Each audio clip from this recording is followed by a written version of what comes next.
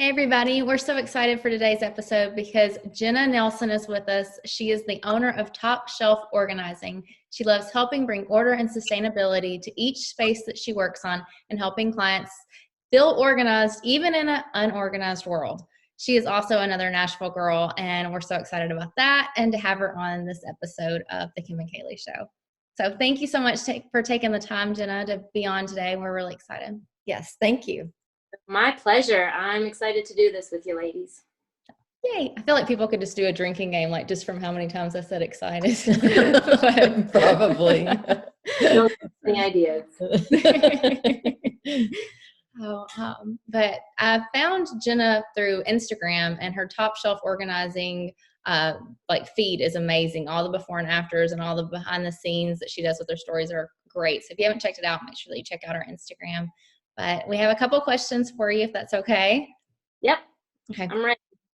All right. So if somebody's trying to start to get organized, where is the best place to start?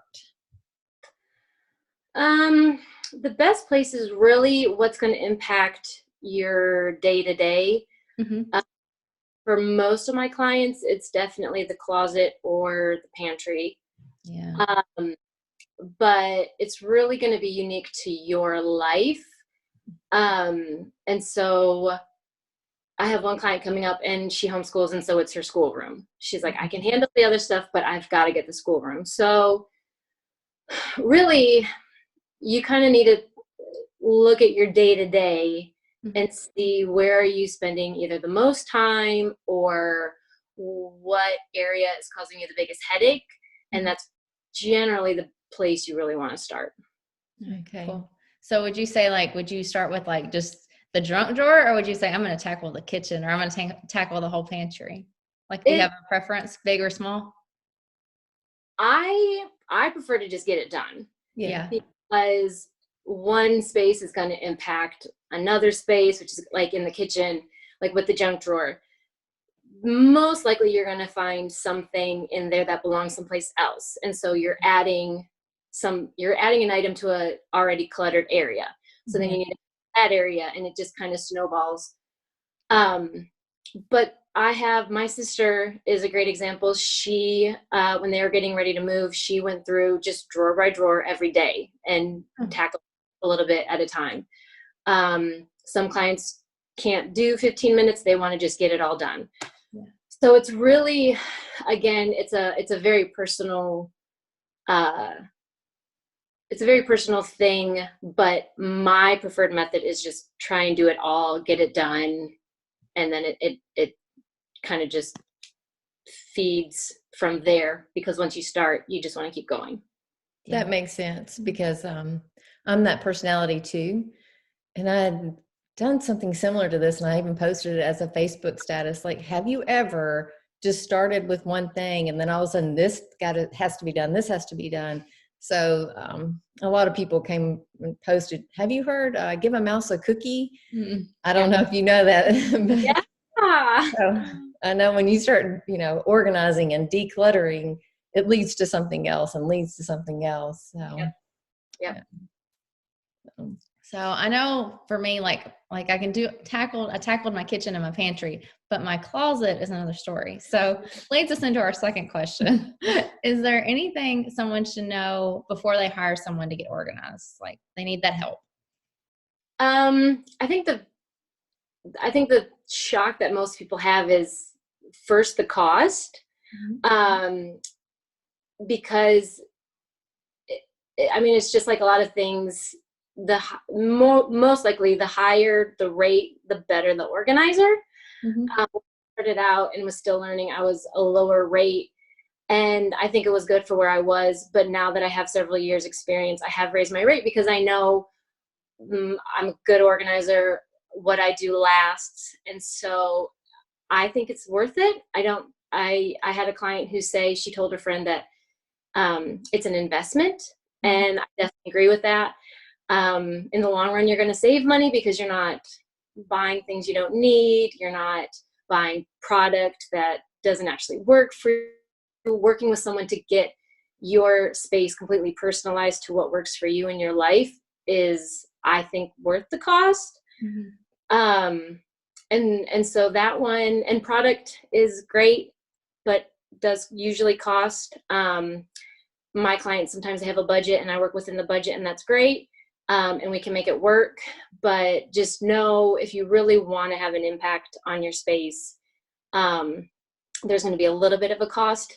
The other thing people need to know is we literally have seen everything and we don't judge, like at all.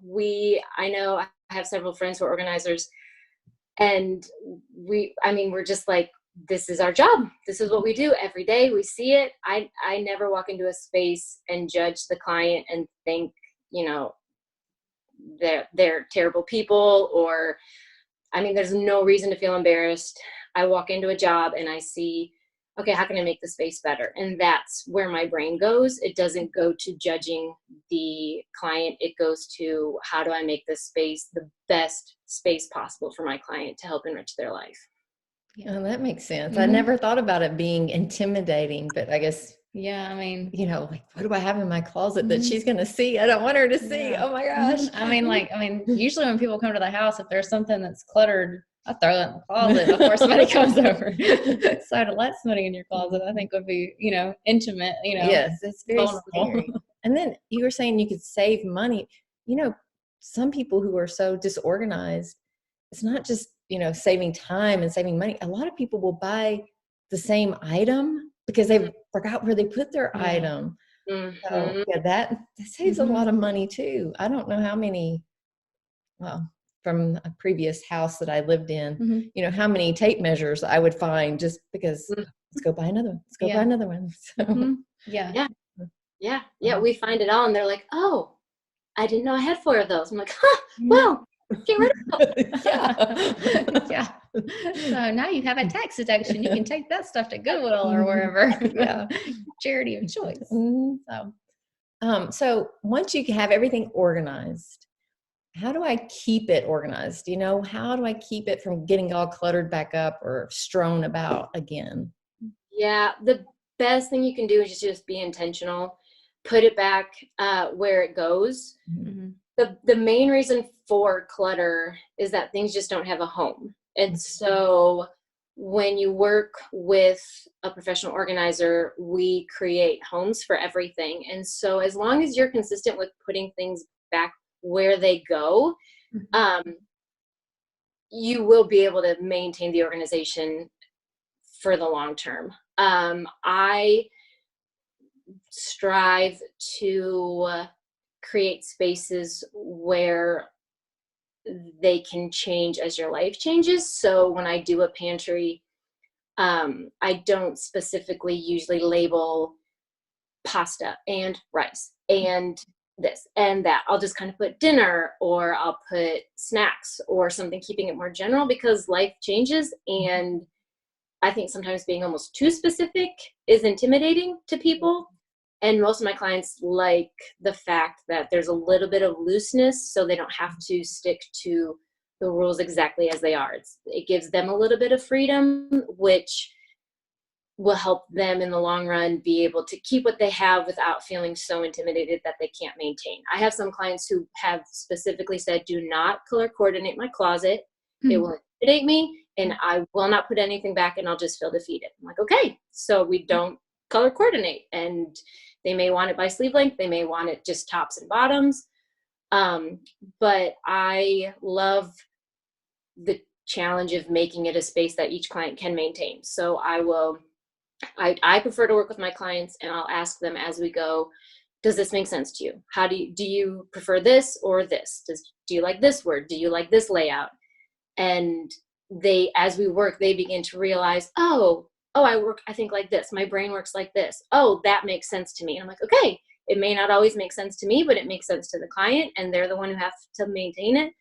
So, so as long as they put things back where they go in the system that we've created specifically for them, then they should be able to maintain it fine. Yeah, it definitely makes sense with like the whole home thing, like knowing where it goes. Everything has its place. Yeah. So, this is a little off track, but talking about your clients, do you ever have clients, you interview them or discuss what they want and then they leave because they don't want to watch the process? Yes. Sorry for throwing that in on you, but I was thinking, Yeah. Yeah. I've had a couple. I had one just recently. She helped with the purging and then in her closet. And then as soon as we were putting things in, she was like, I'm not coming in. I'm not coming in. I'm not going to look. And I was like, okay. And so we talked through what she wanted. So, and she was there so I could ask questions. right. So some of them do like that big reveal. Mm-hmm. But a lot of them do like being able to work with me so they can see, they can kind of learn the system and learn like the little tricks and what works. But yeah, I do have some clients though that I know well enough that they'll just be like, all right, I'm going to leave. I'll come back and I'll see it. I'm like, okay. Yeah. See what it's going to be. Yeah. So you talked about the purging process. So how do you handle the sentimental items like when you're trying to get organized?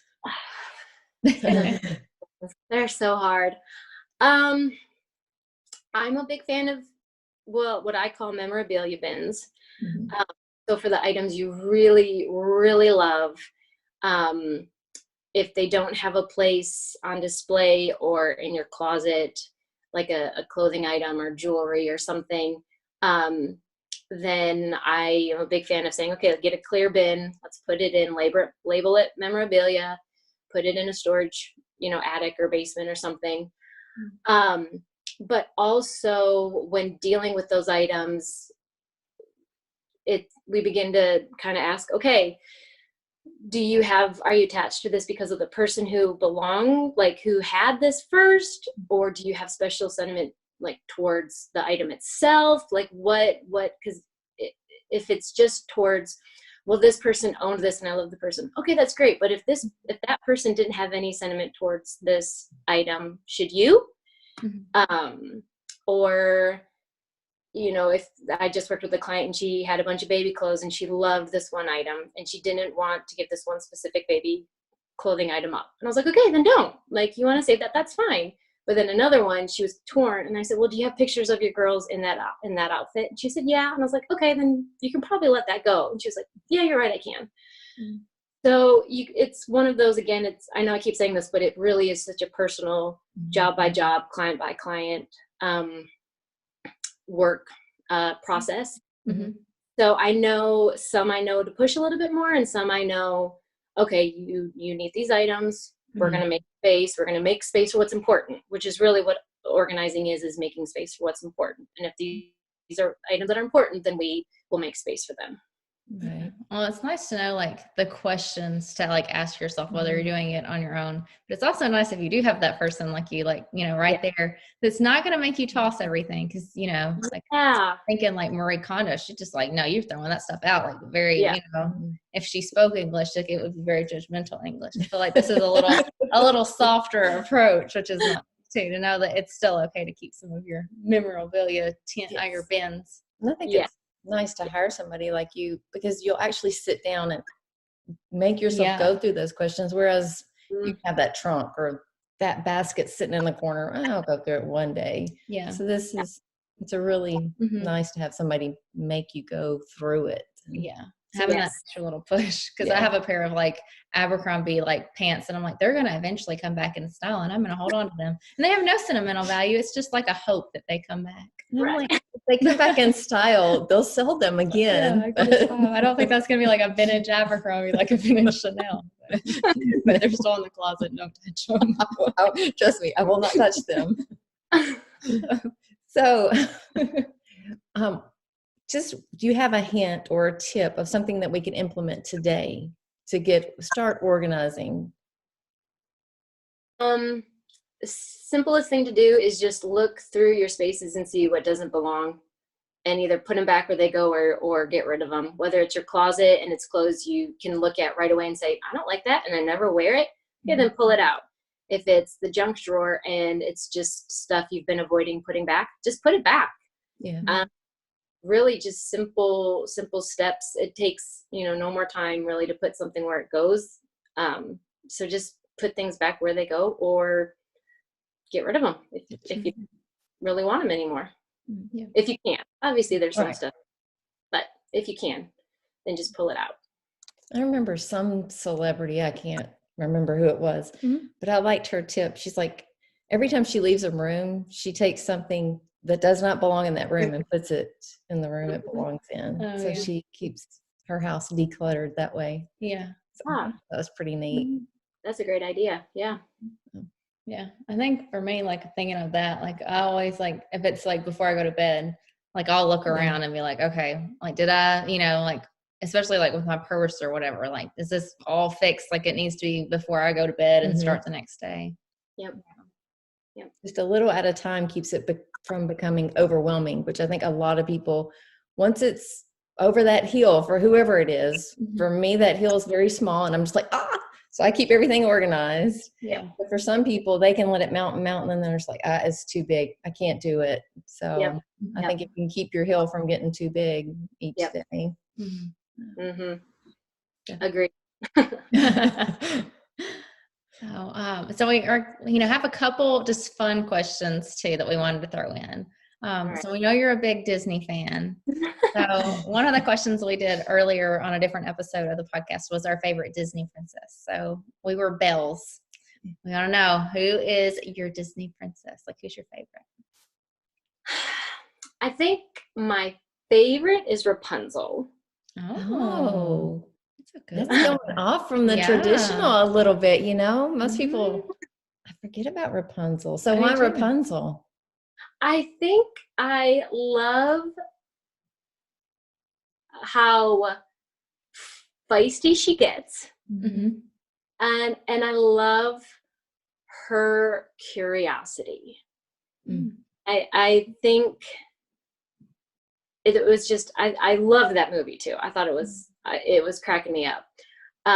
So I think just the fact that it was one of those, like, seeing the world through fresh eyes. Yeah. And I love that. So I like that. It's a really good one. Yeah. Kaylee about had a duck last night. She saw Mulan was. Oh yeah. That was like the first Super Bowl commercial. Oh my God. It's Mulan. So good. All the live actions. I'm a huge fan of all the live actions. See, I'm not the only one. Jake and I are both like, what on earth? Well, that's what I can remember, like going to the theater and, like seeing too. And so, yeah. I really like the live actions too. I think they're cool. I do too. So, and then our other one, since, we're all in Nashville, do you have a favorite place to eat? Because I feel like we have some of the best food, like, in the world. Agreed.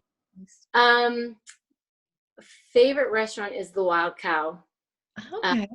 Here in East. It's a vegan, vegetarian restaurant. And I used to be both, and I'm not anymore, but all of their food is so good. And you walk out of there not feeling completely disgusting because it's and it tastes super good. My favorite coffee shop is Doe's. Oh, we haven't heard of that one. Or I hadn't. I have. You have. Yeah. She has these Nashville friends. Yeah. All about East Nashville. Yeah. Doe's great. Yeah. Great food, great coffee. So now you've told everybody, so. I know. Well, they won't go out of business. Yeah, true. True. Yeah, that's awesome. Though we have so many places to eat, and like we always hear about the Wild Cow, and then we never go. So like we're gonna have to go now. It's good, and they just moved locations, so now they're bigger, so they can accommodate more. I guess it was another reason I never have went, just because I'm like, because I know it's gonna be crowded, and so that's always just like, but it's good because it's crowded. And that was another reason, like the crowded and just.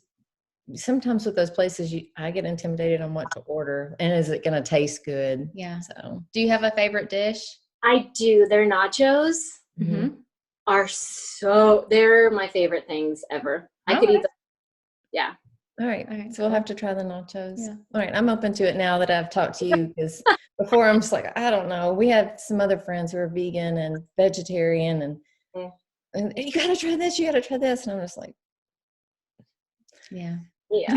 I don't know about that. Some stuff, not so much. These are good. Nacho sounds like it would be a good, toe in the water kind of thing. Yeah, I can handle that. Yeah. And then just how can people connect with you if they really, I know you have like a freebie and you're all over the social media, internet, all that. So Yeah, so my website is topshelforganizing.com, and they can contact me through there. I'm on Facebook, Top Shelf Organizing, and then Instagram as well. And on Instagram and on my website, you can get the 10 Steps to an Organized Kitchen free PDF when you sign up for my newsletter. My okay. monthly, not even a weekly, it's just once a month. So it's not a big commitment. Yeah. Cool. Very cool. So, well, thank you again so much for taking the time to talk to us and, sharing some tips that people can implement today. And, like if they have a weekend, maybe clean out a whole space. So that was really helpful. Yeah, thank you. My pleasure. Thank you so much for asking me. Oh, yeah.